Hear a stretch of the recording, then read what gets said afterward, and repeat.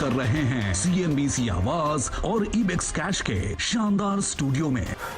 स्वागत है आपका इबेक्स कैश स्टूडियो से और आप देख रहे हैं आवाज़ अड्डा। मेरा नाम है नीरज वाजपेयी। बातचीत उत्तर प्रदेश की होगी। बड़ी गहमा-गहमी, बड़ी ज़बरदस्त राजनीतिक उठापटक वहाँ चल रही है और अब सेंधमारी चल रही है। अभी आपने देखा होगा कि एक दल से दूसरे दल में जा रहे थे। भारतीय जनता पार्टी से कई मंत्री, कई विधायक उधर गए, करीब 11 लोग। तो बीजेपी ने भी पलटवार किया। आपने देखा होगा कि अपर्णा यादव जो उनकी बहू है मुलायम सिंह यादव जी की, उन्होंने किया। और आज एक और एंट्री हुई, उनके मौसा जी, उन्होंने भी ज्वाइन कर लिया। यानी अखिलेश जी के जो मौसा जी हैं, उन्होंने भी भारतीय जनता पार्टी ज्वाइन कर ली। और उन्होंने तो बड़े गंभीर आरोप भी लगाए कि अखिलेश जी कुछ लोगों के साथ घिरे हुए और किसी दूसरे की बात नहीं सुनते। उन्होंने तो यहाँ तक कह दिया कि मुलायम सिंह जी से किसी को मिलने नहीं दिया जा रहा है। इस तरीके से वो परेशान थे और उनको ऐसा लगा कि अब वहाँ से निकल जाना चाहिए। लेकिन चुनावी मौसम में ऐसी घटनाएं होती रहती हैं। लेकिन महत्वपूर्ण ये है कि अब घरों पे इस तरीके से परिवार पे हो रहा है। अखिलेश जी ने जवाब भी दिया इसका पलट के कि अच्छा है, हमारा समाजवाद उस तरफ जा रहा है और हमारा परिवारवाद इस तरीके से अब खत्म होता दिख रहा है। लेकिन बात सिर्फ इतनी नहीं है। देखिए, कांग्रेस में भी एक बड़ी दिलचस्प घटना हुई। प्रियंका जी ने एक नारा दिया है, लड़की हूँ लड़ सकती हूँ। इसका बड़ा कैंपेन बनाया गया, पूरे उत्तर प्रदेश में इसको रखा गया, बड़े बड़े पोस्टर छापे गए। और उस पोस्टर में जिस लड़की को दिखाया गया, उस लड़की ने ही आज भारतीय जनता पार्टी ज्वाइन कर लिया।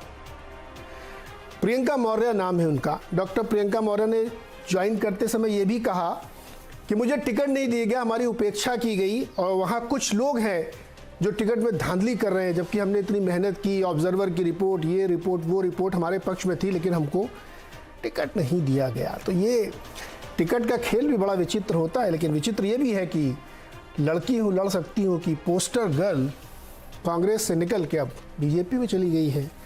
तो ये बहुत ही दिलचस्प घटनाएं उत्तर प्रदेश में हो रही हैं और इसी को आज चर्चा पे शामिल करेंगे। इसके साथ ही अखिलेश जी ने भी ऐलान कर दिया कि वो मैनपुरी की करहल विधानसभा से चुनाव लड़ेंगे। ये चुनौती स्वीकार की। कल परसों तक बड़ी चर्चाएं थी, तो उन्होंने कहा था कि आजमगढ़ के लोग अगर चाहेंगे तो हम वहाँ से लड़ सकते हैं। लेकिन अब ये खबर आ रही है कि उन्होंने मैनपुरी, जो उनकी एक पारंपरिक सीट है वहाँ के करहल विधानसभा से चुनाव लड़ने का उन्होंने मन बनाया। तो आज इन्हीं सब चर्चाओं पर बातचीत होगी कि ये जो एक दूसरे के पोचिंग चल रही है, हम लोग कॉर्पोरेट लैंग्वेज में कहते हैं पोचिंग चल रही है, इधर इनके 3 तोड़ लो, फिर उनके 5 तोड़ लो। दरअसल इसका कोई फ़ायदा होता भी है या सिर्फ एक पोस्चरिंग है, ऑप्टिक्स है, चुनाव के समय ऐसा होता है, इन सब पे बातचीत होगी। हमारे साथ जो मेहमान है मैं उनसे आपका परिचय करा दूं। हमारे साथ भारतीय जनता पार्टी की प्रवक्ता है अनिला सिंह जी और समाजवादी पार्टी की तरफ से फखरुल हसन चांद जी हैं। दोनों लोग अपनी अपनी पार्टी की बात रखेंगे। कांग्रेस की सुचि विश्वास जी हमारे साथ जुड़ेंगी, उनसे बातचीत होंगे। इसके साथ ही बहुत ही वरिष्ठ पत्रकार रामदत्त त्रिपाठी जी हमारे साथ हैं और सूर्य प्रकाश मैथिल जी भी हैं हमारे साथ, पॉलिटिकल एनालिस्ट हैं। आप सबका सर बहुत बहुत स्वागत है। तो फखरुल भाई, क्या हुआ ये आपके तो मतलब घर पे ही सेंधमारी कर दी बीजेपी ने। अब मौसा जी भी चले गए, बहू पहले चली गई थी और नाना जी, दादाजी कहें साड़ू जी, वो भी चले गए। ये क्या हो क्या रहा, मतलब पूरा परिवार उधर ही शिफ्ट हो रहा है अब तो। देखिए वाजपेयी जी, समाजवादी पार्टी ने पिछड़ों में सेध लगाने का जब काम किया तो भारतीय जनता पार्टी पूरी तरीके से विचलित हो गई, उत्तर प्रदेश की लड़ाई से बाहर हो गई। तो इनको याद आया कि 2016-17 का वो घटनाएं जो समाजवादी परिवार में हुई थी और जब हमारा बिखराव था, तो उस रास्ते से ये सोचते हैं कि सत्ता फिर से कब्जा ली जाए। लेकिन ये भूल जाते हैं कि अगर आपने अपर्णा यादव को पार्टी ज्वाइन करा दी या किसी फूफा को पार्टी ज्वाइन करा दी, तो उनके साथ क्या गया? कौन सा वोट बैंक चला गया? यादव चले गए या अल्पसंख्यक चले गए, पिछड़े चले गए, दलित चले गए, गरीब चला गया, अमीर चला गया? मैं समझता हूँ कोई नहीं गया।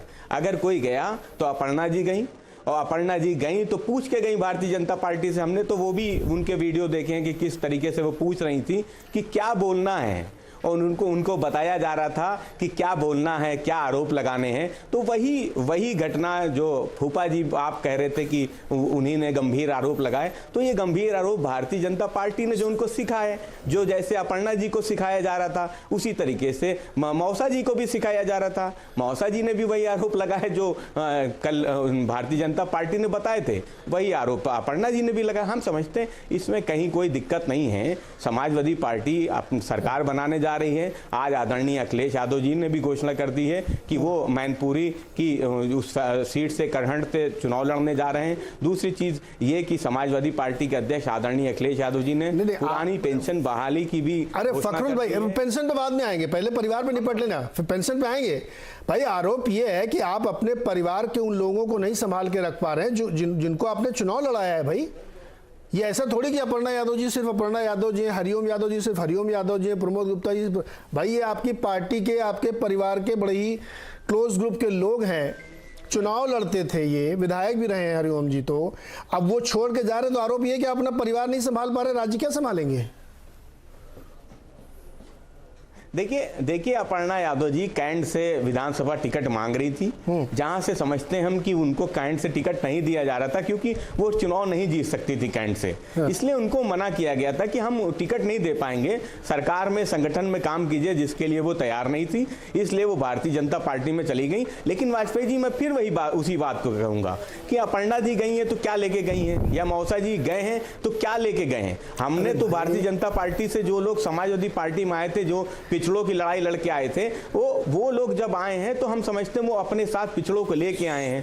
वो उनके साथ पिछड़ों का एक संदेश है। हम भारतीय जनता पार्टी में फिर से इसी बात पे आता हूं कि 2016-17 में जो परिवार में फूट और बंटवारे का फायदा उठा के 2017 में सत्ता में आ गए थे, भारतीय जनता पार्टी आज उसी फॉर्मूले को उत्तर प्रदेश में फिर से अपनाना चाहती है। लेकिन हम समझते हैं ये जो फॉर्मूला है ये बहुत कच्चा फॉर्मूला है, इसका फायदा भारतीय जनता पार्टी को होने नहीं जा रहा है। अरे फखरुल भाई, आप कह रहे हैं कि हमारी लहर चल रही है, समाजवादी पार्टी 400 सीटें जीत सकती है, ऐसा अखिलेश जी ने कहा, तो उस लहर में भी अपर्णा जी नहीं जीत पाती क्या? आप कह रहे हैं कि वो चुनाव जीतने लायक नहीं थी इसलिए टिकट नहीं दिया गया उनको? वाजपेयी जी किसी भी व्यक्ति को जीतने के लिए लहर चल रही है, ठीक है आपकी बात। लेकिन अगर आप कभी क्षेत्र में नहीं जाएंगे, आप लोगों से नहीं मिलेंगे, आप अपर्णा जी की जो फेसबुक वॉल है या ट्विटर हो या कहीं देख लीजिए कि क्या कभी वो समाजवादी पार्टी के किसी कार्यक्रमों में आपको हिस्सा लेती दिखी? क्या किसी कार्यकर्ता के साथ उनकी कहीं फोटो दिखी? हाँ, लेकिन हम आपको वो फोटो, वो तस्वीर, वो वीडियो बहुत से दिखा देंगे कि वो भारतीय जनता पार्टी के कार्यक्रमों में हिस्सा लेती रही, योगी जी के साथ मंच साझा करती रही। तो हम समझते हैं जब उनको कार्यकर्ता स्वीकार नहीं करेगा तो हम उनको कहां से कार्यकर्ताओं पे थोप दे कि नहीं आपको इनको ही चुनाव लड़ाना है, इनको जितवाना है। तो कार्यकर्ताओं का संदेश था, कार्यकर्ताओं की मन की बात थी कि अपर्णा जी को हम चुनाव नहीं लड़ा पाएंगे, उनको हम चुनाव नहीं जिता पाएंगे क्योंकि जनता भी उनको पसंद नहीं कर रही थी। तो आदरणीय अखिलेश यादव जी ने मना कर दिया कि हम उनको कैंट से नहीं लड़ाएंगे। हाँ, भारतीय जनता पार्टी उनको कैंट से टिकट देने जा रही है, स्वागत है, वो आए, समाजवादी पार्टी लड़ने को तैयार है। प्रमोद जी कह रहा हूँ, प्रमोद जी ने कहा है, दरअसल उन्होंने एक बड़ा गंभीर आरोप लगाया है कि अखिलेश जी के आसपास 2-4 लोग हैं, सिर्फ वो उन्हीं की सुनते हैं, कार्यकर्ताओं की सुनते नहीं। और इससे भी गंभीर आरोप ये है कि मुलायम सिंह जी से किसी को मिलने नहीं दे रहे हैं वो, ऐसा उन्होंने बोला है प्रमोद गुप्ता ने। आपको नेताजी से मिलना हो अगर वाजपेयी जी, नहीं मुझे नहीं मिल, प्रमोद जी को मिलना रहा होगा तो आप उनको मिलवाइए ना सर। नहीं वाजपेयी जी, अगर आपको भी नेताजी, नहीं मैं कह रहा हूं जिसको भी मिलना हो। हाँ। अगर आप तो प्रमोद जी की बात कर रहे हैं या हम अपनी बात कर ले या दूसरों की बात कर ले, हमारे लिए तो बहुत आसान है कि हम नेताजी से जाके मिल ले। हम तो उससे भी दूसरी बात कहते हैं, हम तो कहते हैं आम जनता का आदमी या पब्लिक का वो आदमी जिसको नेताजी से मिलना हो, वो नेताजी के घर पे चला जाए, अपनी पर्ची भिजवा दे कि मैं ये फला मुझे नेताजी से मिलना है। आप देखिए 12 बजे नेताजी अपने घर पे बैठते हैं, 3 बजे तक लोगों से, जनता से मिलते हैं। तो मुझे नहीं मालूम कि फूफा जी क्यों नहीं मिल पा रहे थे। अगर नेताजी उनसे नहीं मिलना चाहते होंगे फूफा जी से, तो फूफा जी नहीं मिल पाए। अब फूफा जी हो सकता है आए भी ना हो लखनऊ, वो चाहते हो कि नेताजी खुद चल के उनके घर आए, क्योंकि मेरे रिश्तेदार हैं, मेरे घर आके मौसा जी मिले नेताजी। तो नेताजी ने ऐसा नहीं किया होगा और नेताजी से वो मिलने नहीं आए होंगे, इसलिए नहीं मिल पाए होंगे। जनता से मिलने के लिए नेताजी 24 घंटे तैयार रहते हैं। जी अच्छा, सुची जी हमारे साथ हैं, कांग्रेस की प्रवक्ता। सुची जी, आप लोग तो लड़की हूं लड़ सकती हूं का नारा लेके चल रहे थे और उसी लड़की को टिकट नहीं दिया जिसका पोस्टर छापा आपने, उसने बीजेपी ज्वाइन कर लिया है। अभी जो भी साथी मेरे बोल रहे थे उन्होंने कहा ना कि संगठन में काम करना भी जरूरी होता है। लोग चाहते हैं कि वो संगठन के पदों से दूरी बनाए रखें, सीधा टिकट की पॉलिटिक्स करें, सीधा वो पोस्टर और प्रचार की राजनीति करें, और जब वो अपनी महत्वाकांक्षाओं को हार जाए तो भारतीय जनता पार्टी ज्वाइन कर ले। तो आज तो वो पोस्टर गर्ल ने, अगर देखिए विचारधारा से उनका समन्वय होता, अगर संगठन से उनका सामंजस्य होता, तो फिर इतना चीखने चिल्लाने और हाय तौबा की शायद जरूरत ना पड़ती। क्योंकि मैं तो विगत 10 वर्षों से पार्टी की सेवा में हूँ और मैंने तो उन्हें व्यक्तिगत तौर पर इस मैराथन से पहले कभी देखा भी नहीं था। तो उनका पोस्टर क्यों छापा था उनका?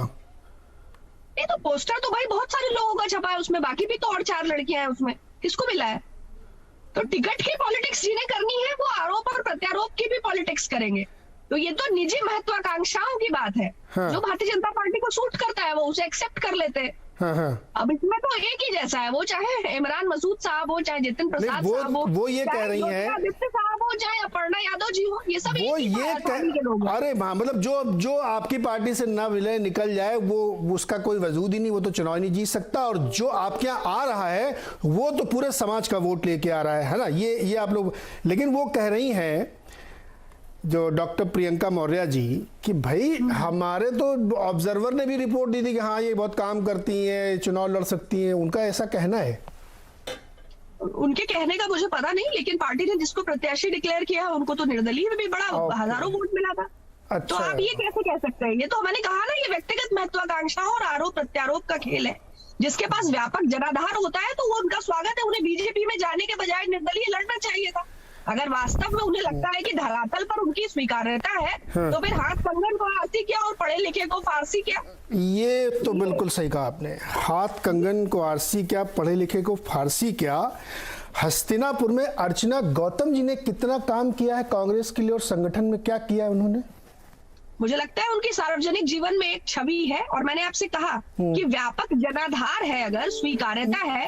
कैसे? जी तो पेशे से डॉक्टर हैं। नहीं, अर्चना गौतम जी ने संगठन में काम किया है क्या? नहीं, लेकिन उनका व्यापक जनाधार कैसे? आपको कैसे पता उनका व्यापक जनाधार है? उनका व्यापक जनाधार हस्तिनापुर में कैसे हुआ? वो तो मुंबई में रहती थी या बाहर रहती थी सिंगापुर में, उनका हस्तिनापुर में जनाधार कैसे बन गया? अच्छा, बन गया।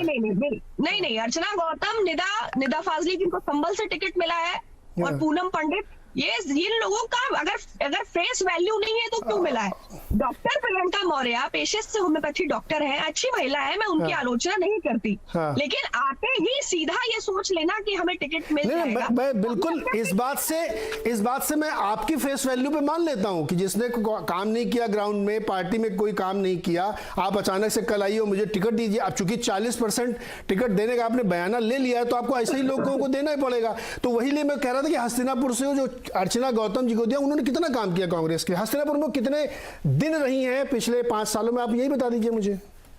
देखिए, पार्टी ने जिन लोगों पे भी हाथ रखा, चाहे वो राजीव त्यागी जी की धर्मपत्नी हो, चाहे वो निदा हो जो एंकर थी, चाहे वो अर्चना गौतम जी हो, चाहे वो पूनम पंडित जी हो, चाहे वो वाल्मीकि समाज के लोग हो, चाहे वो और शोषित लोग रहे हो, एक पार्टी, कोई भी पार्टी, मैं सिर्फ अपनी पार्टी को नहीं कहती, उसका एक डेकोरम होता है, एक सिस्टम होता है। और जो लोग इधर सोचते रहते हैं वो कहीं ना कहीं किसी विचारधारा पर स्टिक करने वाले लोग नहीं होते। और आप भी जानते हैं कि टिकट पॉलिटिक्स जो है वो एकदम अलग ही टाइप का है। इसमें मतलब highly ambitious people are already involved. मैं तो मान रहा हूं ना, तो मैं तो इसी सवाल पूछ लेकिन खैर चलिए, अब आप सेकेंड राउंड में आप जवाब दीजिएगा कि आप अर्चना गौतम जी का इंटरव्यू सुनिएगा। वो स्वयं कह रही है कि प्रियंका दीदी ने मुझसे कहा कि चुनाव लड़ो, तो मैंने कहा अच्छा ठीक है लड़ लेती हूं मैं। ये उनका अपना बयान है, मेरा नहीं है। प्रियंका दीदी ने तो मुझसे भी ट्रेन में कहा था कि चुनाव नहीं, तो प्रियंका दीदी ने कुछ सोच के कहा होगा ना। मैं तो अपनी तरफ से कुछ जोड़ नहीं रहा हूं। आप कह रहे हैं कि जो पार्टी में काम करेगा, बहुत लंबे समय तक रहेगा, जैसे फखरुल जी कह रहे हैं कि जीतने लायक हो, कुछ काम किया हो, तो मैं ये जानने की कोशिश कर रहा था। खैर, जो चलते हैं अब भारतीय जनता पार्टी की तरफ। बताइए भाई, आप लोगों ने तो कोचिंग कर दी परिवार में एकदम। जो अनिला जी ये कह रहे हैं कि जिन लोगों को आप ले रहे हैं उनका कोई वजूद नहीं, कोई आधार नहीं, आप तो खाली ऐसे ही पॉस्चरिंग के लिए तोड़ा फाड़ी कर रहे हैं। मेरी सबको राम राम। और मैं समाजवादी पार्टी के जो प्रवक्ता बंधु हैं फखरुल हसन चांद जी, मैं उनको भी सुन रही थी और मैंने भी सुचित जी को भी सुना। फखरुल साहब अभी बहुत कुछ कह रहे थे। अर्चना, एम आई ऑडिबल? जी जी, आप बोलिए बोलिए, सुनाई दे रहा है। हाँ, अभी बहुत कुछ कह रहे थे अपर्णा जी के विषय में। मुझे ताज्जुब हो रहा था क्योंकि वो मुलायम सिंह यादव जी की पुत्रवधू है। आज उन्होंने अपना राजनीतिक दल बदल लिया तो इससे उनका जो रिश्ता है वो कम नहीं होगा। अखिलेश यादव जी ने बेहतर तरीके से इसको एक्सेप्ट किया। उन्होंने कहा कि ठीक है, मेरी शुभकामनाएं। परंतु जिस प्रकार से यहाँ पे फखरुल हसन साहब उनके तारीफ में कसीदे पढ़ रहे हैं, इससे सीधे सीधे लगता है कि महिलाओं का सम्मान समाजवादी पार्टी में नहीं है। इसीलिए अपर्णा यादव जी ने स्विच ओवर कर लिया। संघमित्रा मौर्य जी है, वो उन्होंने पार्टी नहीं छोड़ी। उन्होंने कहा भारतीय जनता पार्टी मेरा परिवार है, मैं यहीं पे रहूंगी। मेरे पिताजी अगर जाते हैं तो उनको जाने दीजिए। तो जिस राजनीतिक दल में बहु बेटियां अपने आप को सुरक्षित महसूस करती हैं तो वो भारतीय जनता पार्टी है। दूसरे दलों से यहाँ आ जाती हैं, यहाँ की बेटियां जो हैं अगर उनके पिता या भाई छोड़कर जाते हैं, उनके पीछे पीछे नहीं चली जाती है। तो अपने आप में ये बहुत कुछ कह देता है। हर चीज जो है, जैसे अभी सुचि विश्वास जी ने कहा कि प्रियंका जी ने उनको भी ऑफर किया कि भाई आप चुनाव लड़िए। क्या सुचि जी चुनाव लड़ रही है? सुचि जी नहीं, प्राथमिकता नहीं लड़ रही है जी। हाँ, तो बस भाई क्यों होगी? क्योंकि कांग्रेस पार्टी का कोई जनाधार ही नहीं। तो ये कोई इन्होंने बहुत बड़ी सेक्रीफाइस नहीं करी है। यहाँ पे कांग्रेस पार्टी जो है जीतेगी नहीं, ये जानती है सुचि जी अच्छी तरीके से, तो इसलिए चुनाव नहीं लड़ेंगे। पर यहाँ पर बात इस चीज की नहीं हो रही। बात ये कहती है, प्रियंका वाड्रा जी कहती हैं लड़की हूं मैं, लड़ सकती हूँ, तो वो खुद क्यों नहीं चुनाव लड़ रही है? लड़कर दिखाइए, अपना उदाहरण स्थापित करिए। जीते चाहे हारे, चुनाव में जीत हार होती रहती है। इसका मतलब ये नहीं है कि आप हिम्मत नहीं कर पाएंगे। तो ये लोग अक्सर, अभी सुचि जी ने कहा कि कोई बात नहीं, कोई उधर नहीं। अच्छा, एक मिनट मुझे ये बताइए, एक चीज और ऐड कर लूं। हाँ, करिए। एक चीज और ऐड। हाँ। अभी प्रियंका मौर्य, डॉक्टर प्रियंका मौर्य की बात है। बात ये नहीं है, हर एक पार्टी का प्रेरोगेटिव होता है कि वो किसको टिकट दे रहे हैं, किसको नहीं दे रहे हैं। जो उसने एलिगेशन लगाया, डॉक्टर प्रियंका मौर्य ने कहा कि जो प्रियंका वाड्रा जी के सेक्रेटरी हैं संदीप सिंह, उन्होंने पैसे का डिमांड किया अगेंस्ट टिकट। वो बहुत सीरियस एलिगेशन है जिसका कोई खंडन प्रियंका वाड्रा जी की तरफ से नहीं आया। तो कहीं ना कहीं ये सच्चाई दिखाई देती है कि अगर खंडन नहीं आया है तो इस बात पे अगर सुचि जी कोई उत्तर बताइए। अनिला जी, मुझे इन्हें एक छोटा जवाब दीजिए। क्या ये जो दो लोगों को आपने लिया है, डॉक्टर प्रियंका मौर्य को और अपर्णा यादव जी को, इनको आप चुनाव लड़वा रही हैं?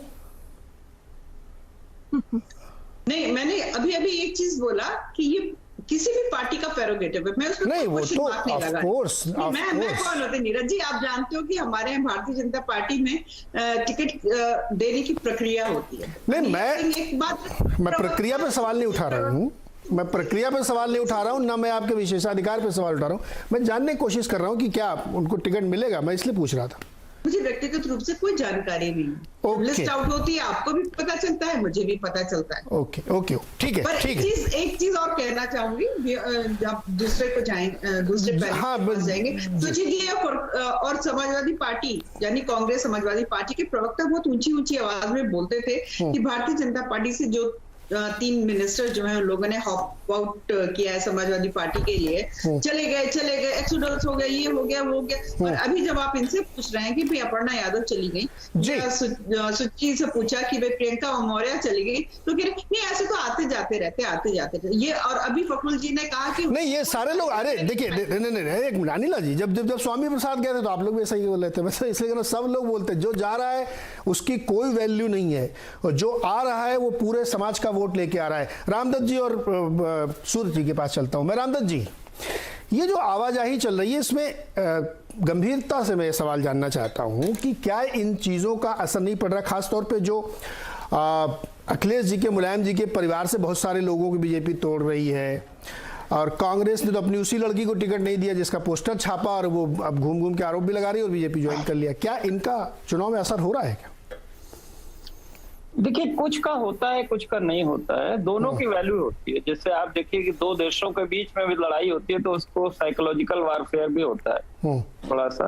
तो वो समझ लीजिए कि ये जो है मुलायम सिंह यादव जी की जो बहू है अपर्णा, तो इनका कोई जनाधार वैसे कोई पॉलिटिकल बेस तो नहीं है, लेकिन यही एक अखबारों के लिए एक बॉक्स आइटम है या हम लोगों के लिए फुलझड़ी आइटम है कि हाँ भाई वो गई, और एक एम्बेरसमेंट तो है ही है। एम्बेरसमेंट होता है कि भाई, लेकिन एम्बेरसमेंट देखिए आजकल क्या है कि किसी भी पार्टी में या जो ट्रेनिंग हो रही है वो विचारधारा की तो है नहीं, तो परिवार में भी कोई जरूरी ऐसा कमिटमेंट विचारधारा के प्रति नहीं है। सत्ता के लिए चाहे वो समाजवादी पार्टी में रहे, चाहे कांग्रेस में रहे, और चाहे वहां, तो सत्ता के लिए है।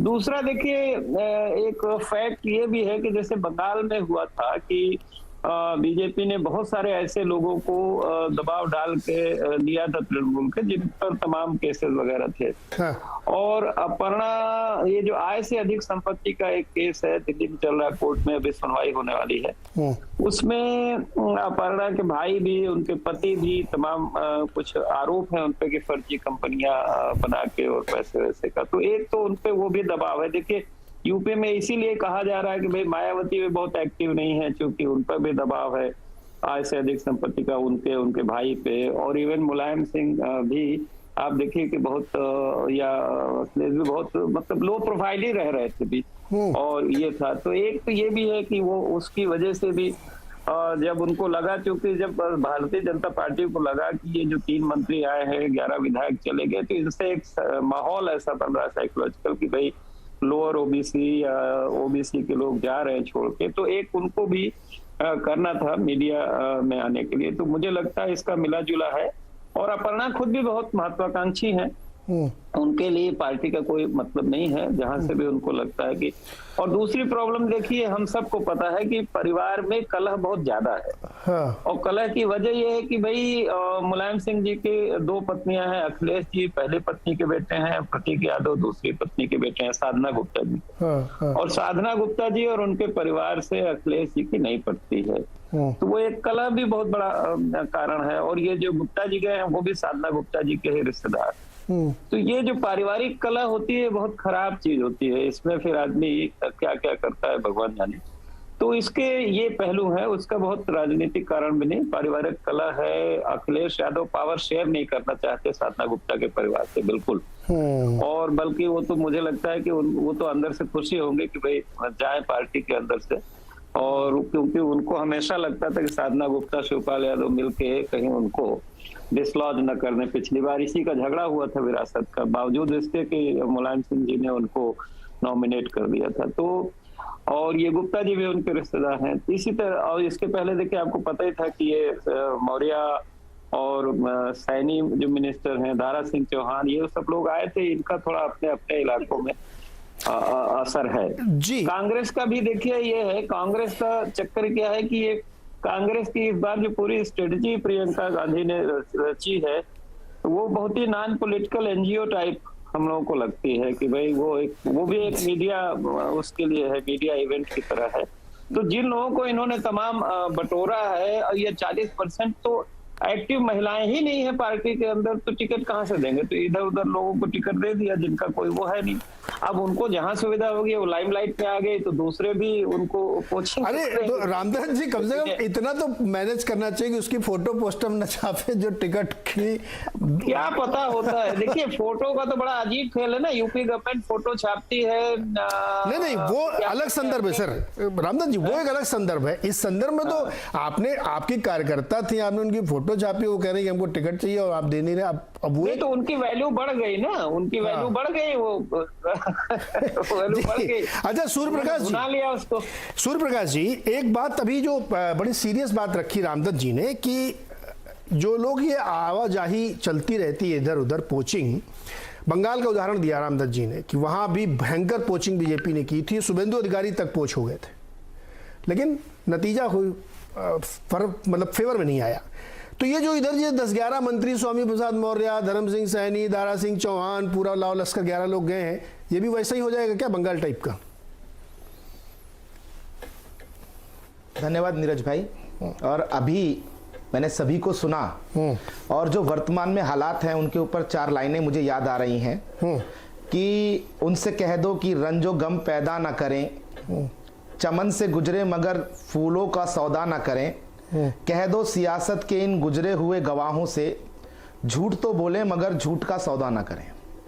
जिस प्रकार से समाजवादी पार्टी के जो प्रवक्ता हैं वो बोल रहे थे कि जो अर्पणा यादव जी आई हैं उनका कोई आधार नहीं है, और कांग्रेस की जो प्रवक्ता बोल रही हैं कि जी हमारे यहाँ तो सिस्टम पूरा चलता है, तो बस मैं इतना कहना चाहता हूँ कि सिस्टम जो चलता है वो इस प्रकार से चलता है कि इस समय में कांग्रेस ने जिनका समर्थन लिया है वो लोग हैं, तौकीर रजा ले लीजिए, जिन्होंने इस देश के अंदर गृह युद्ध करने की बात कह दी। और अभी जो आपने ये जो 10 लोगों के नाम गिनाए, चाहे वो स्वामी प्रसाद मौर्य जी हो, चाहे दारा सिंह चौहान जी हो। स्वामी प्रसाद मौर्य जी के बारे में तो ये भी आपको जानकारी होनी चाहिए कि उनके बेटे को उन्होंने बहुत कोशिश की चुनाव जितवाने की। जब अपने बेटे को चुनाव नहीं जितवा पाए वहां पर, तो वो किस आधार पर पिछड़ों के नेता बनते हैं, ये बहुत सोचने का विषय है। जब वो भारतीय जनता पार्टी में आए मंत्री बने, तब उनको याद नहीं आई पिछड़ों की जो परेशानियों की। जब वो मंत्री बनके 5 साल तक सत्ता का जो है स्वाद लेते रहे, तब उनको याद नहीं आई। और उसके आगे आप देखिए कि अपनी पत्नी को भी उन्होंने चुनाव लड़वाया ब्लॉक का, और अपने बेटे को भी टिकट दिलवाया, अपनी बेटी को भी उन्होंने संसद में पहुंचा दिया, तब भी याद नहीं आई थी। तो ये जितने भी लोग भारतीय जनता पार्टी से गए हैं, यहां पर ये प्रतीत होता है कि केवल और केवल सत्ता लोलुपता और जिसे कहते हैं ना बार्गेनिंग, वो बार्गेनिंग नहीं हो पाई भारतीय जनता पार्टी में। यही कारण रहा कि ये वहां पहुंच गए और वहां पर हाथों हाथ ले लिए गए। आप देख लीजिए जिस प्रकार से अभी जो समाजवादी पार्टी के प्रवक्ता बोल रहे थे कि कार्यकर्ता जो हैं वो किस प्रकार मानेंगे, अर्पणा यादव जी सीट बाहर नहीं जो है निकली, कार्यकर्ताओं के साथ नहीं खड़ी हुई। तो क्या स्वामी प्रसाद मौर्य समाजवादी पार्टी के लिए बहुत ज्यादा काम कर चुके थे क्या? या अब्दुल्ला आजम जिनके ऊपर 43 मुकदमे थे उनको ले जाके अपने साथ बैठा लिया उन्होंने? ये अपने आप में सोचने वाली बात है।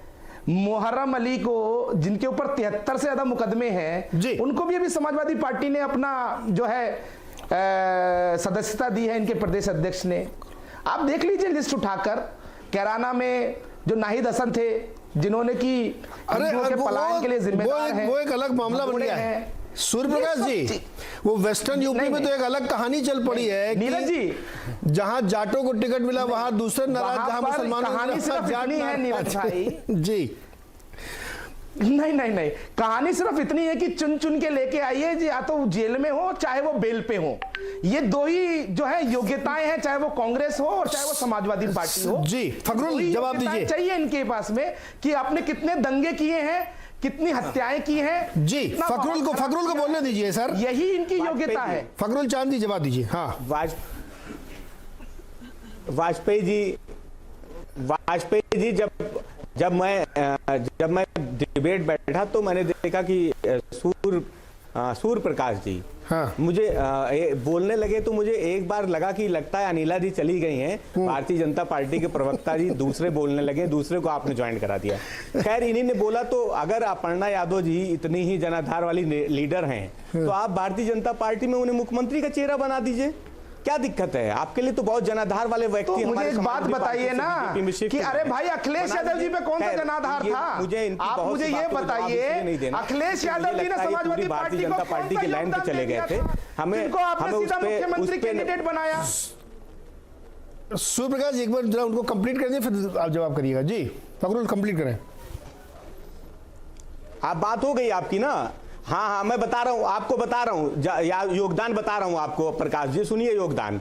जब 2002 में हम उनके साथ थे और शासन चुनाव पर प्रतिबंध लगा, तो हम लोगों ने, माननीय अखिलेश यादव जी ने और हम लोगों ने यहीं से, मायावती और भाजपा की सरकार थी, हमने यहीं लखनऊ विश्वविद्यालय से आपका जो आंदोलन था उसको शुरू किया था। जब सरकार गिराने का काम किया और समाजवादी पार्टी की सरकार हमने बनाई थी, वो नौजवानों को, वो पहला आंदोलन था जो बड़ा आंदोलन था। उसके बाद बाद 2007 से लेकर 2012 तक अनेकों आंदोलन है जिनको हम गिनवा दूंगा। हो सकता है आप नए नए राजनीति में आए हो इसलिए आपको 2012 के बाद का ही सब दिख रहा हो, 2012 से पहले का आपको ना दिख रहा हो कि अखिलेश यादव जी ने क्या किया है। लेकिन अगर आप हमारी जिंदगी पहले की चीजें तो मेरे 20 साल उनके साथ रहे, हम लोगों ने कितने संघर्ष किया है। मेरे 2012 से पहले की चीजें बता देता हूं कि 2012 से पहले 2007 के अंदर जब समाजवादी पार्टी की सरकार थी तो ये वही बता दीजिए एक करेली है जहां पर अभी योगी आदित्यनाथ जी ने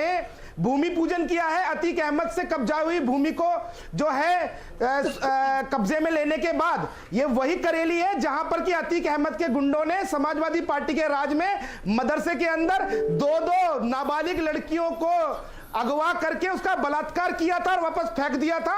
और तब भी समाजवादी पार्टी की सरकार मुंह में दही जमा कर चुप बैठी रही थी। यही आप लोगों ने सामाजिक समरसता मनाई थी ना, आपने यही सुरक्षा दी थी महिलाओं को।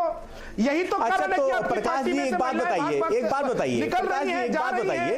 एक बात बताइए जी, अब आपके चश्मे का रंग कैसा है? अब आपके चश्मे का रंग कैसा है? अब आपके चश्मे का रंग कैसा है? रिमलेस है, रिमलेस। चश्मे का रंग कैसा है? क्रिकेट खेलता हुआ अपराधी दिखता नहीं दिखता? मुझे कितने मुकदमे पता है आपको? आपकी जितनी आयु नहीं है, जितनी उम्र नहीं है, उससे ज्यादा मुकदमे।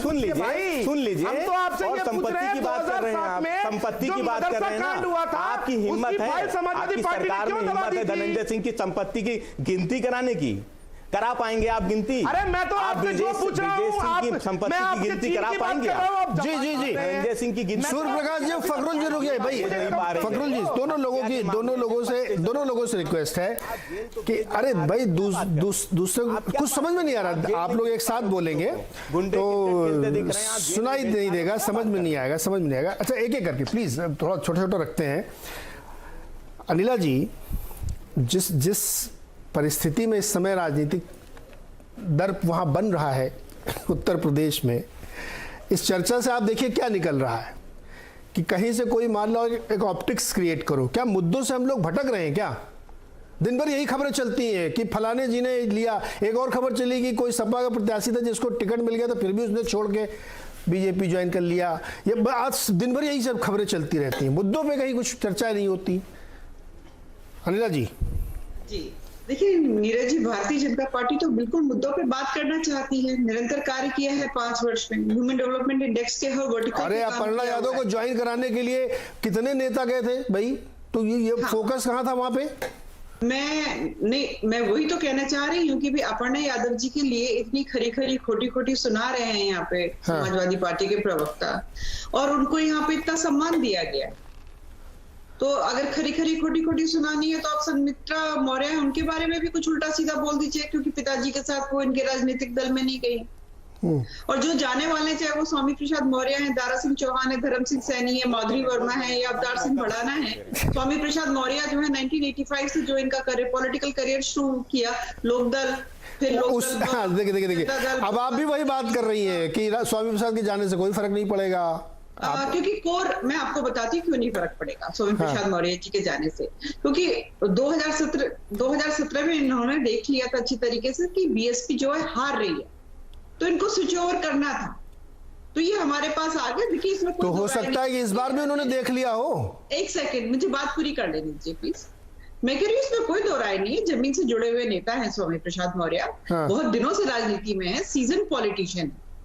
परंतु भारतीय जनता पार्टी अपनी आइडियोलॉजी पे रहती है। और यहाँ पे देखिए जो हम लोग हैं, पूरा आज इंडिया में देखा जाए, भारत में देखा जाए, तो भारतीय जनता पार्टी एक तरफ, बाकी राजनीति। जी अनिला जी, देखिए टिकट की समस्या इतनी विकट हो चुकी है कि आपकी इलाहाबाद, माफ कीजिएगा, प्रयागराज की सांसद जो है वो भी अपने बेटे के लिए एकदम जोर लगाया। वो तो कह रही है मैं सांसद ही छोड़ने के लिए तैयार हूं, लेकिन हमारे लड़के को आप प्लीज लखनऊ कैंट से कंसीडर करिए। मैं ये बताने की कोशिश कर रहा हूं कि इस समय सिर्फ टिकट की जोड़ तोड़ चल रही है ना, वही हो रहा खाली।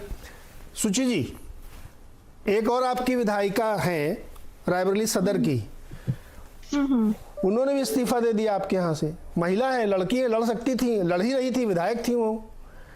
अच्छा, वो भी जो है विदेश में पढ़ी हैं और वो आई और अपने पिताजी के सीट पर चुनाव लड़ी। तो उनका भी योगदान बताइएगा। और उनको रोक क्यों नहीं पाई आप? वो तो लड़की है। नहीं तो ऐसा तो रीता जोशी जी भी हमारी पार्टी से थी, अब तो वो वो नहीं, अभी ये जो नारा आपने दिया इसके बाद की बात मैं पूछ रहा हूँ। हाँ, तो भाई सबको अपना व्यक्तिगत अधिकार है। देखिए अनिला जी हैं, सीजन्ड पॉलिटिशियन है, एक लंबे समय से मैं उन्हें एक विचारधारा से जुड़ा देख रही हूँ, या वो मुझे एक विचारधारा से जुड़ा देख रही हूँ।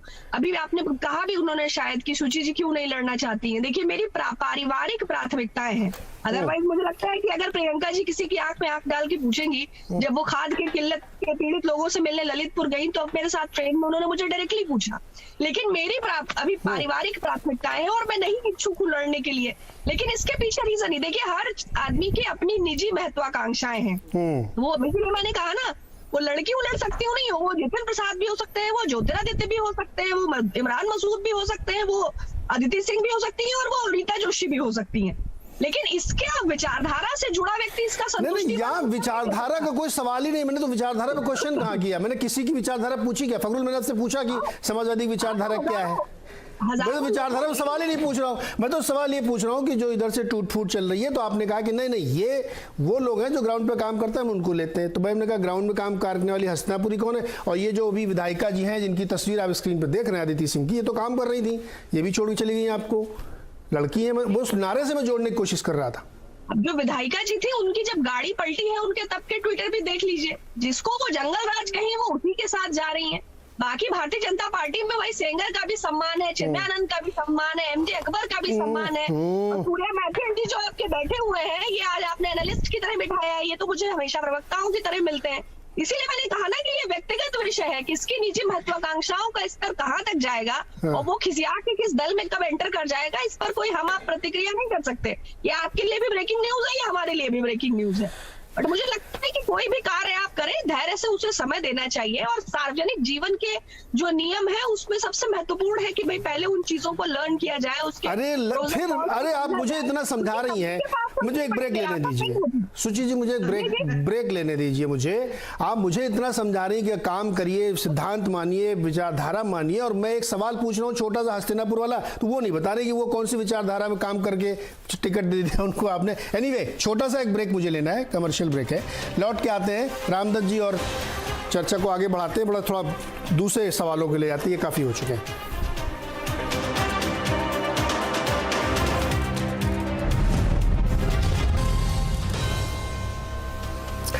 स्वागत है एक बार फिर से आपका आवाज अड्डा में, और आज चर्चा हो रही है उत्तर प्रदेश की राजनीति में, आवाजाही पे, वहां के समीकरणों पे और तमाम घटनाक्रम पे।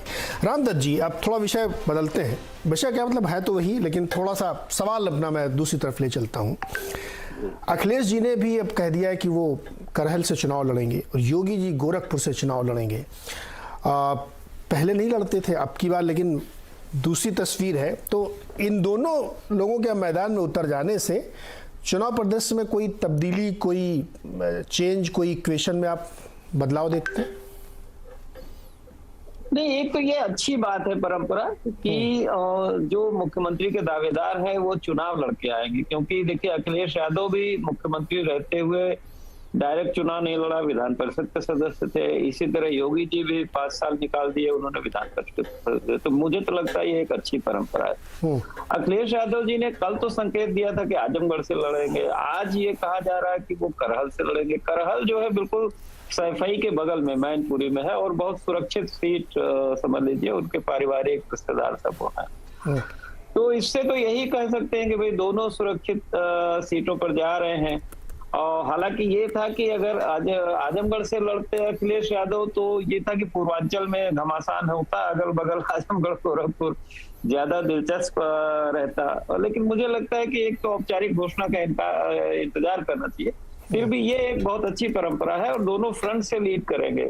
नहीं तो होता क्या है कि नेता अपने सेफ रहता है कि, और ये मुझे एक और बात भी लगती है कि पहले प्रचार के लिए काफी जाना होता था। अब जो कोरोना में प्रचार का जो तौर तरीका है, मुझे नहीं लगता कि बहुत ज्यादा रैलियां हो पाएंगी। तो ये भी हो सकता है कि दोनों ने सोचा हो कि भाई अपना चुनाव ही लड़ ले। लेकिन ये अच्छा है कि दोनों फ्रंट से लड़ रहे हैं, लीड कर रहे हैं दोनों दावेदार, और दोनों जनता के सीधे दरवाजे पर जा रहे हैं। तो मैं तो इसको एक अच्छा डेवलपमेंट देख रहा हूँ। नहीं, एक सवाल उससे छोटा सा जवाब दीजिएगा, क्या ये एक presidential form of election type का बनता जा रहा है क्या? प्रेसिडेंशियल फॉर्म ऑफ इलेक्शन तो नहीं बन रहा है उस हिसाब से, क्योंकि वो व्यवस्था तो संसदीय है। हाँ, लेकिन गवर्नमेंट की फंक्शनिंग ऐसी ही होती जा रही है। चाहे आप दिल्ली में देख लीजिए, दिल्ली में जो संसदीय लोकतंत्र में कैबिनेट मंत्रियों का होता है, वही हाल यूपी में भी जो कैबिनेट मंत्री सिस्टम में जो संसदीय मिनिस्टर्स का जो भूमिका पावर होते हैं वो नहीं है। अखिलेश यादव जी के टाइम पे थोड़ा ये था कि कुछ मंत्री बड़े थे, कद्दावर थे, लेकिन योगी जी के साथ तो बिल्कुल मिनिस्टर्स की कुछ नहीं, यही शिकायत ही है बल्कि योगी जी से विधायकों को और बीजेपी के मंत्रियों को। आप सही कह रहे हैं कि ये जो पार्लियामेंट्री डेमोक्रेसी था कि जिसमें एक एक क्षेत्र का और उससे सबको रिप्रेजेंटेशन मिलता था, चाहे क्योंकि हमारे समाज में बड़ी विविधता है, एक तरह के लोग नहीं है, कहीं अलग है, कहीं कोई ट्राइबल है, कहीं किस जाति है। तो बिल्कुल, बल्कि इसको प्रेसिडेंशियल फॉर्म ना कहें हम, क्योंकि ये सेंट्रलाइजेशन ऑफ पावर, जहां प्रेसिडेंशियल फॉर्म है वहां डिसेंट्रलाइजेशन बहुत है, वहां सिटी गवर्नमेंट है, वहां का जो मेयर होता है वो अपने आप में चीफ मिनिस्टर की पावर होती है। नहीं, लिटरल मीनिंग में नहीं सर, सत्ता का केंद्रीकरण कहेंगे, इसको प्रेसिडेंशियल फॉर्म नहीं कहेंगे। नहीं, मतलब वर्बिटम आप उसको ना लें। प्रेसिडेंशियल से मेरा जब मैं कह रहा हूँ उसका संदर्भ या तात्पर्य ये है कि अब वो दोनों जो फेसेस हैं, बाइपोलर तो एक तरीके से चुनाव दिख रहा है उत्तर प्रदेश में, एनालिस्ट के तौर पे हम लोग ये कह सकते हैं, उसमें से वो दोनों फेस चुनाव लड़ रहे हैं जिनको सीएम बनना है। सूर्य प्रकाश जी, आपको कैसा लग रहा है ये इलेक्शन अब इस परिस्थिति में? नहीं, देखिए, अगर समाजवादी पार्टी जीतती है तब तो ये मान सकते हैं पक्का कि अखिलेश यादव बनेंगे, लेकिन भारतीय जनता पार्टी में जो अंदरूनी कलह है, हलचल है, उसमें ये जरूरी सर अब तो अनाउंस कर चुके हैं, तो घोषित है सर, रामदास जी तो घोषित है। अब क्या है? नहीं, वो पहले घोषित हुआ था, बाद का डेवलपमेंट डिफरेंट है। जब वो घोषित था तब उनको अयोध्या से लड़ाने की बात चल रही थी कि हिंदू हृदय सम्राट पूरे देश में उसका फायदा हो। अब थोड़ा फिर से मौर्य को आगे कर रहे हैं, और ये बीजेपी के लोग अंदर कह रहे हैं कि अगर बहुमत आ गया तो हम जरूरी नहीं है कि योगी जी ही बने। हाँ, घोषित है, वो सही है, घोषित है, लेकिन घोषणा से कुछ। अनिल जी, आप इसमें कुछ जोड़ना चाह रही? सूर्य जी, आपके पास आता हूँ। अनिल जी, आप क्या जोड़ना चाह रहे इसमें? जी बिल्कुल, देखिए मैं यहाँ पर एक ही बात स्पष्ट करना चाहूंगी। हमारे देश के प्रधानमंत्री जी जो हमारे पार्टी के सर्वोच्च नेतृत्व भी हैं, उन्होंने जब पब्लिकली ये कह दिया है कि उत्तर प्रदेश के मुख्यमंत्री के चेहरा योगी आदित्यनाथ जी रहेंगे, तो इसमें किसी भी प्रकार की कोई भी शंका करनी बिल्कुल जरूरत नहीं है उसकी। It is absolute futile exercise that if you are going to speculate कि कौन बनेगा मुख्यमंत्री, जब प्रधानमंत्री जी कह, नरेंद्र मोदी जी कह चुके हैं, अमित शाह जी कह चुके हैं, सब बड़े नेता हमारे कह चुके हैं, फिर भी इनको शायद खास कोई जानकारी होगी, हो सकता है मोदी जी के साथ कुछ उनकी गुफ्तगू हुई हो तो बताया चलवा दिया योगी जी को, मंत्री का चेहरा आप शांत रहिए, आप शांत रहिए, आप मैं शांत हूँ, मैं खाली सूचना दे रहा हूँ, आप बीच में मत बोलिए जी। नहीं, और इसमें कोई दो राय नहीं है। भगवा की जो ताकत है, भगवा की ताकत 5 साल दिखाई है बिना जाति धर्म के तुष्टिकरण के, और भगवा की ताकत 22 में दोबारा आएगी और भगवाधारी ही जो है मुख्यमंत्री बनेगा। आप बहुत हल्के में मत आके, पर हाँ ये जरूर है, अखिलेश यादव जी ने पहले तो ये कहा था कि मैं चुनाव नहीं लड़ूंगा। फिर जब उन्होंने देखा कि योगी आदित्यनाथ जी का नाम डिक्लेयर कर दिया है पार्टी ने, वो चुनाव लड़ेंगे, तो उन्होंने कहा ठीक है पार्टी तय करेगी। फिर बोले कि नहीं, आजमगढ़ के लोग तय करेंगे, तो आजमगढ़ के लोगों ने तय कर दिया कि साहब यहाँ से रफा दफा हो जाइए मैनपुरी में जो आपका घर है वहां से जाके चुनाव लड़िए। तो आजमगढ़ के लोगों ने कह दिया कि आपको यहाँ चुनाव भी नहीं लड़ना है। तो ये तो हैसियत रह गई है अखिलेश यादव जी की। जी यहाँ मिटते हैं पार्टी गई थी गोरखपुर में, और आजमगढ़ से इनको भगा दिया। जी सूर्य प्रकाश जी, हाँ रहे मैं फखरुल जा रहा हूँ, आपके पास जा रहा हूँ, एक बार सूर्य प्रकाश जी से ले फिर आपके पास जा रहा हूँ। जी आ जाइए।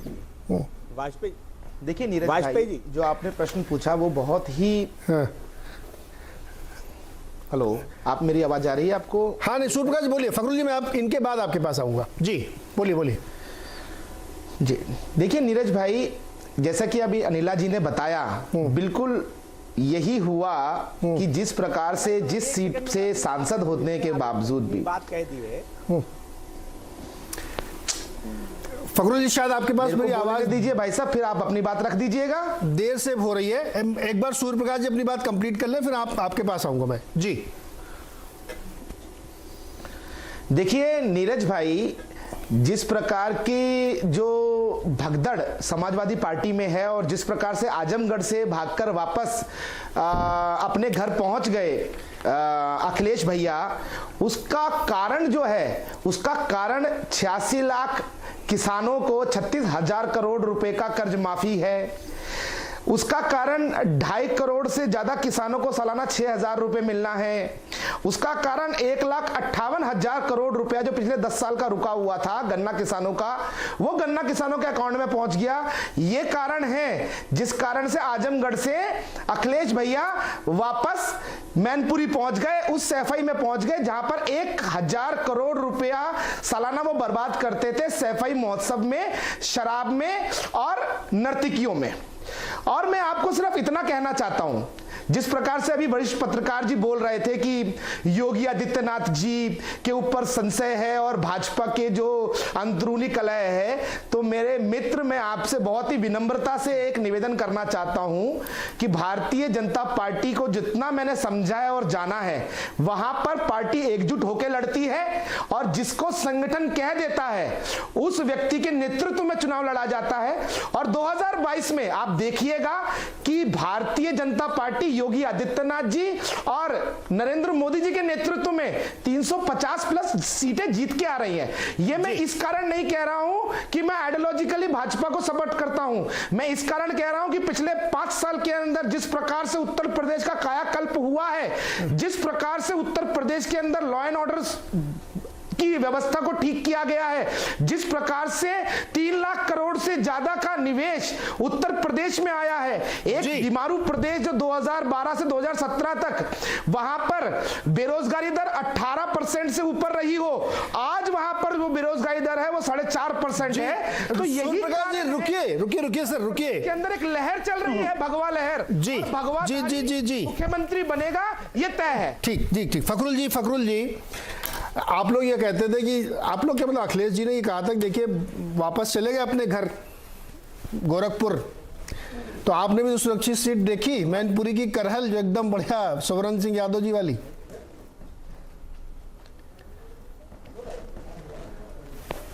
बोलिए सर।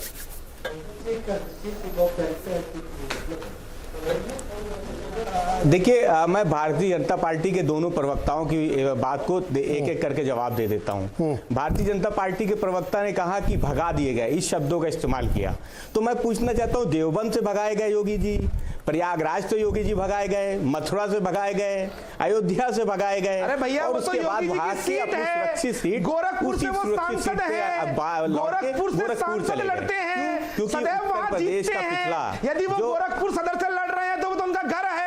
आप मुझे बताइए, आजमगढ़ से बोल लीजिए। अरे प्रवक्ता जी रुकिए तो, प्रवक्ता जी रुकिए तो, अरे प्रवक्ता जी रुकिए तो, अरे प्रवक्ता जी रुकिए तो, प्रवक्ता जी, अरे प्रवक्ता जी रुकिए तो, अरे प्रवक्ता जी रुकिए, प्रवक्ता जी रुकिए तो, अरे प्रवक्ता जी रुकिए तो, प्रवक्ता जी रुकिए। हाँ, फिर ये पिछड़ों की जो लड़ाई है उत्तर प्रदेश में, कल हमारी एक बहन ने कहा कि संस्कार अच्छा शब्द है, लेकिन संस्कार है किसमें? ये शब्द इस्तेमाल किया स्वामी प्रसाद मौर्य जी की बेटी ने, अपनी फेसबुक वॉल पे लिखा, जो अभी अनिला जी बोल रही थी कि संस्कार नहीं है, महिलाओं का सम्मान नहीं होता। तो भारतीय जनता पार्टी में महिलाओं का सम्मान कहाँ होता? महिला, वो भी पिछड़ी महिला, पिछड़ों से आने वाली महिला, संघप्रिय जो है मौर्य जी, उनके साथ किस तरीके का व्यवहार भारतीय जनता पार्टी कर रही है, ये उनकी वॉल से देखा जाता है। इसलिए महिलाओं की बात भारतीय जनता पार्टी ना करे तो अच्छा है, पिछड़ों की बात भारतीय जनता पार्टी ना करे तो अच्छा है। और आज उत्तर प्रदेश का दलित, पिछड़ा, बेरोजगार नौजवान, महंगाई से परेशान जनता चाहती थी आदरणीय अखिलेश यादव जी उत्तर प्रदेश का चुनाव लड़े। दलित की बेटी का बलात्कार किया था, जिस प्रकार से आजम खान ने एक महिला के वस्त्रों का रंग पूछा था, वो महिला का सम्मान था क्या? किस प्रकार की यहां पर अनर्गल बातें कर रहे हो आप बैठकर?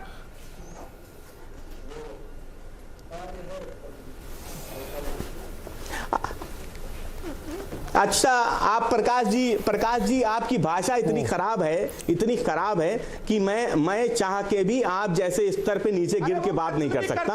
आपके स्तर पे गिर के जवाब देने के लिए मुझे आपसे नीचे गिरना पड़ेगा, और मैं इतने नीचे गिरना नहीं चाहता। नहीं तो मैं भी बहुत कुछ कह सकता हूँ, मैं समझता हूँ। मैं इतना नीचे नहीं, बहुत नीचे गिरना पड़ेगा आपकी इस भाषा पे।